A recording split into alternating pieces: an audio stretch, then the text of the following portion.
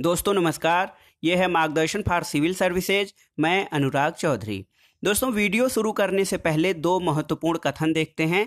पहला है, मनुष्य स्वतंत्र पैदा हुआ है और सर्वत्र जंजीरों में जकड़ा हुआ है। दूसरा है, प्रकृति की ओर लौटो, यानी बैक टू द नेचर। दोस्तों ये दोनों अमर कथन महान राजनीतिक विचारक और दार्शनिक रूसो के हैं। रूसो मानव मात्र की समानता और स्वतंत्रता का पोषक था। उसने अपने विचारों के द्वारा संपूर्ण विश्व को प्रभावित किया है। आज की वीडियो में आप पाश्चात्य राजनीतिक विचारक रूसो के मानव स्वभाव तथा प्राकृतिक अवस्था के संबंध में पढ़ेंगे। जैसा कि आप जानते हैं, हाब्स और लाक की भांति रूसो भी एक अनुबंधवादी विचारक है, जिसका मानना है कि प्राकृतिक अवस्था के कुछ समस्याओं के कारण व्यक्तियों ने राज्य का निर्माण किया। लेकिन रूसों की मान्यताएं हाब्स और लाक से अलग हैं। आइए शुरू करते हैं आज का वीडियो। आप इसका पीडीएफ भी डाउनलोड कर सकते हैं दोस्तों, लिंक मैं डिस्क्रिप्शन बॉक्स में डाल दूंगा। दोस्तों राजनीतिक चिंतन के इतिहास में रूसो का अत्यंत महत्वपूर्ण स्थान है। हाब्स और लाक के समान उसकी पहचान एक समझौतावादी या अनुबंधवादी विचारक के रूप में है। वह एक महान दार्शनिक और क्रांतिकारी, आदर्शवादी, मानवतावादी तथा मानव की स्वतंत्रता और समानता का महान प्रतिपादक था। आइए जानते हैं रूसो के जीवन परिचय के संबंध में। दोस्तों रूसो का पूरा नाम जीन जैक्स रूसो था। उसका जन्म 1712 ईस्वी में जिनेवा में और मृत्यु 1778 में फ्रांस में हुआ था। दोस्तों रूसो का जीवन जो था वो अस्थिर, कष्टमय, लेकिन उसमें जन्मजात विशिष्टता थी। उसको पहचान तब मिली जब 1749 में डिजान की अकादमी द्वारा एक निबंध प्रतियोगिता में उसे प्रथम पुरस्कार प्राप्त हुआ था, और जिस निबंध का विषय था विज्ञान और कला की प्रगति ने नैतिकता को भ्रष्ट करने में योग दिया है या उसके विशुद्धिकरण में। दोस्तों इस निबंध में जब रूसो को प्रथम पुरस्कार प्राप्त हुआ तो लोग उसके विचारों से अवगत हुए और उसे यूरोपीय जगत में एक विशिष्ट पहचान मिली। दोस्तों रूसो की प्रमुख कृतियों के बारे में जान लेते हैं। उसकी प्रमुख कृतियां हैं discourses on art and science, जो कि 1749 में प्रकाशित हुई थी।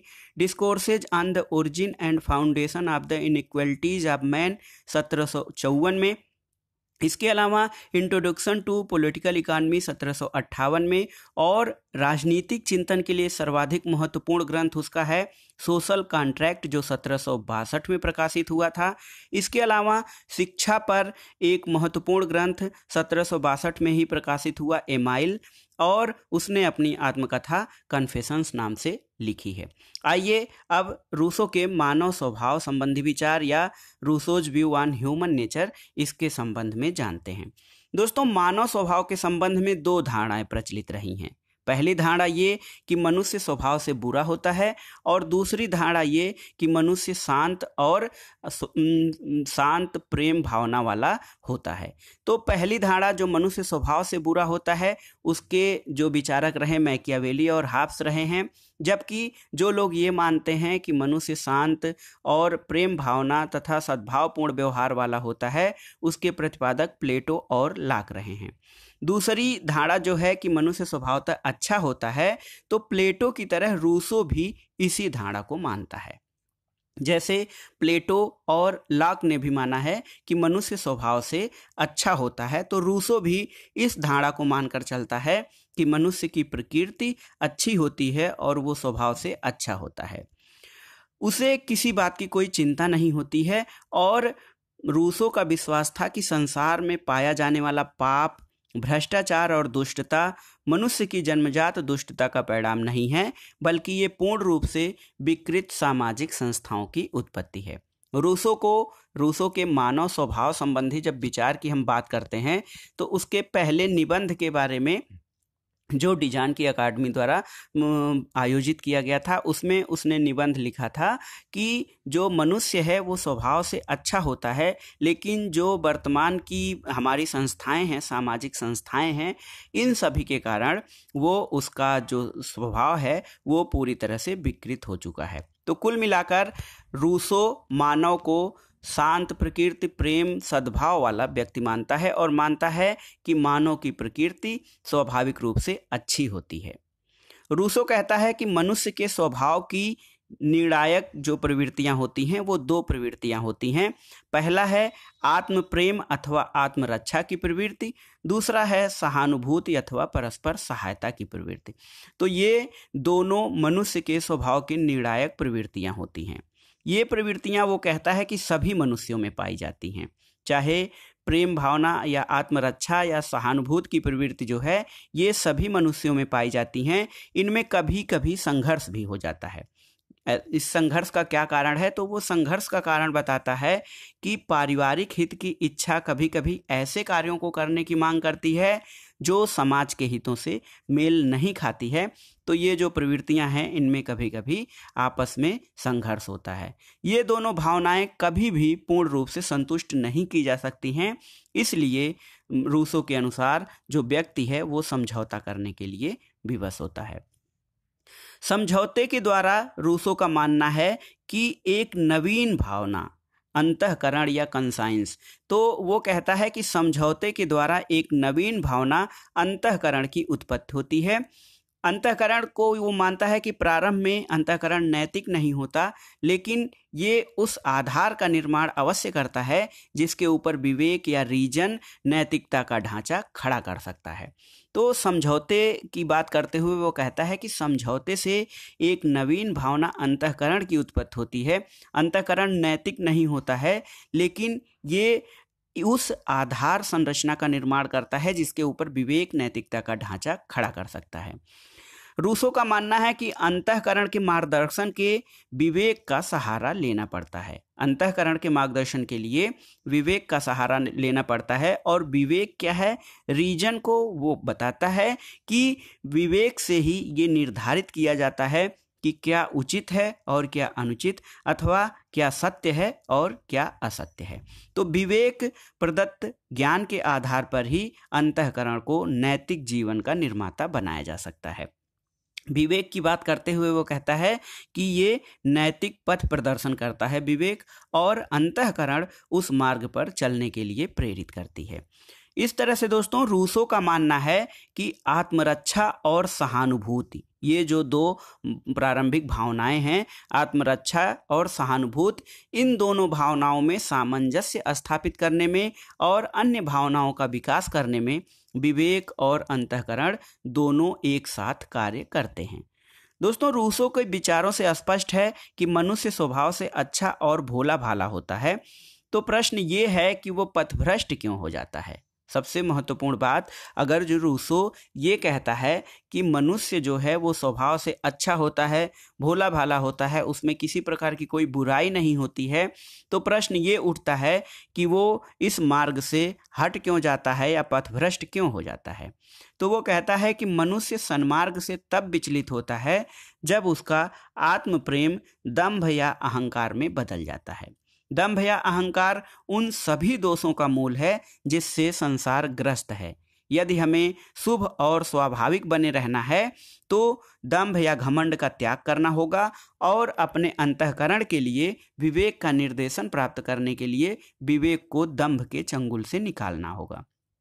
तो रूसो का मानना है कि व्यक्ति सन्मार्ग से इसलिए भटकता है या पथभ्रष्ट होता है क्योंकि उसका जो आत्म प्रेम है वो दंभ या अहंकार में बदल जाता है।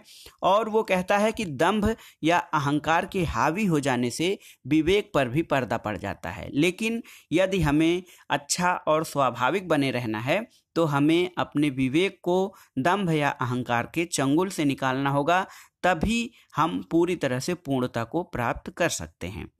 अब आइए देखते हैं दोस्तों रूसो के प्राकृतिक अवस्था संबंधी विचार।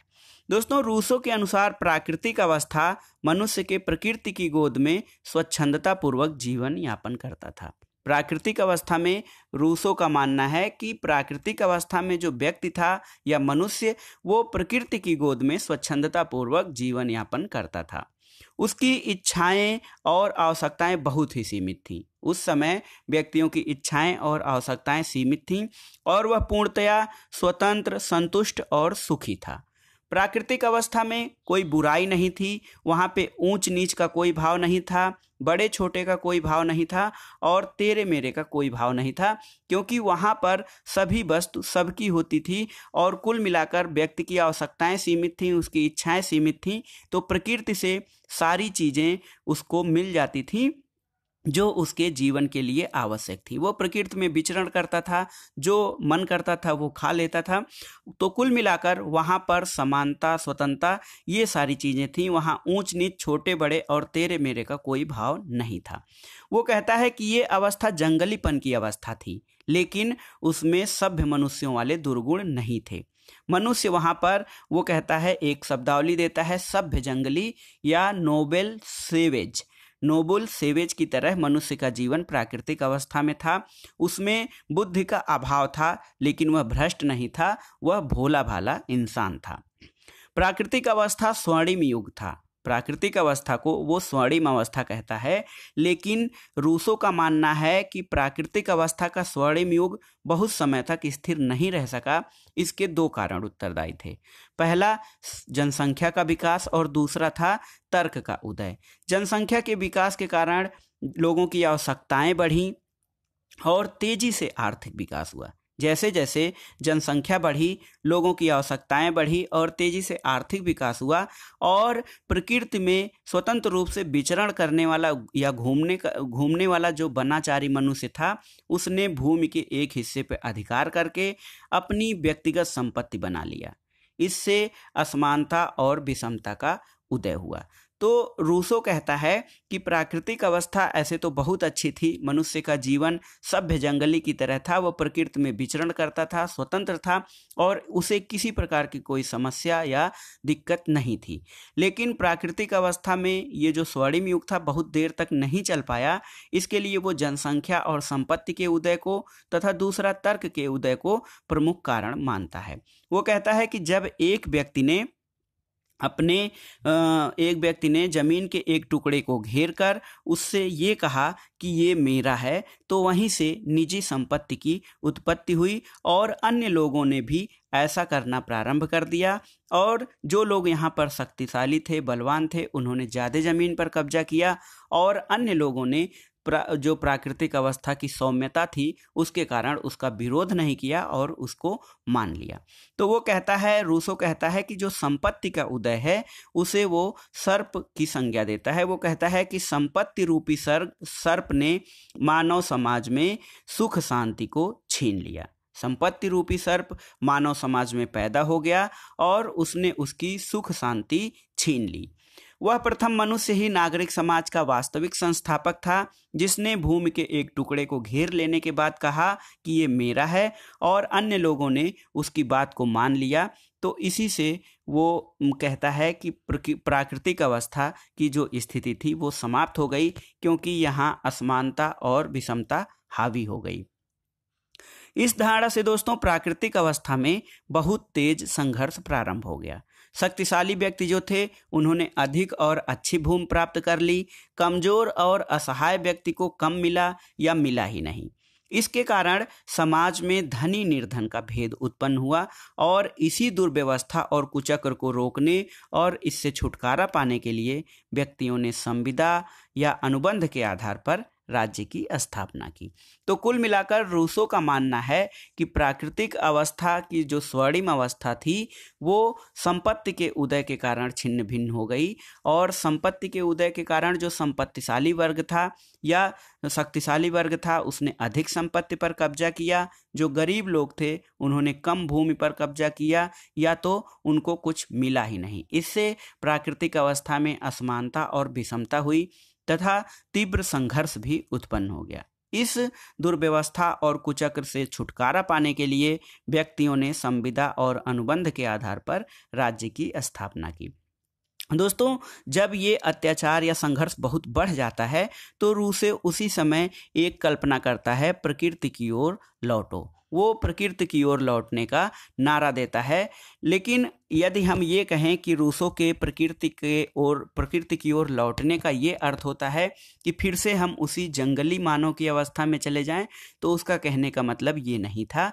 उसका अर्थ उस जंगली मानव की अवस्था की प्राप्ति नहीं, बल्कि प्रकृति सुलभ सौंदर्य, सरलता और सहानुभूति की अवस्था तक ले जाने की बात वो प्रकृति की ओर लौटने के द्वारा करता है। इसमें प्रकृति की ओर लौटने का अर्थ यही है कि व्यक्ति को अपने दंभ, अहंकार और इच्छा का त्याग करना होगा, तभी उसका जीवन प्राकृतिक सुलभ, सौंदर्य सुलभ, सरलता और सहानुभूति से युक्त हो सकता है। दोस्तों, इसके साथ ही रूसो जो है वो प्राकृतिक अवस्था की वास्तविकता का दावा नहीं करता है। जिस प्राकृतिक अवस्था की बात करता है वो उसे पूरी तरह से सत्य नहीं मानता है कि ऐसी अवस्था कभी रही होगी, बल्कि वो कहता है कि ये एक दशा है जिसका अनुमान लगाया जा सकता है कि ऐसी अवस्था रही होगी। वो कहता है कि ऐसी संभवतः ऐसी अवस्था कभी नहीं थी, न होगी, लेकिन वर्तमान व्यवस्था को समझने के लिए हमें प्राकृतिक अवस्था की कल्पना करना अत्यंत आवश्यक है। तो दोस्तों, ये था आज का वीडियो। इसमें आपने देखा पाश्चात्य राजनीतिक विचारक रूसो के मानव स्वभाव तथा प्राकृतिक अवस्था संबंधी विचार। इसके अन्य भाग हम आगे वीडियो में करेंगे। किसी अन्य टॉपिक पे आप वीडियो चाहते हैं तो हमें कमेंट बॉक्स में ज़रूर बताइएगा। वीडियो को लाइक करें, शेयर करें और इस चैनल मार्गदर्शन फॉर सिविल सर्विसेज को सब्सक्राइब करें। वीडियो देखने के लिए धन्यवाद।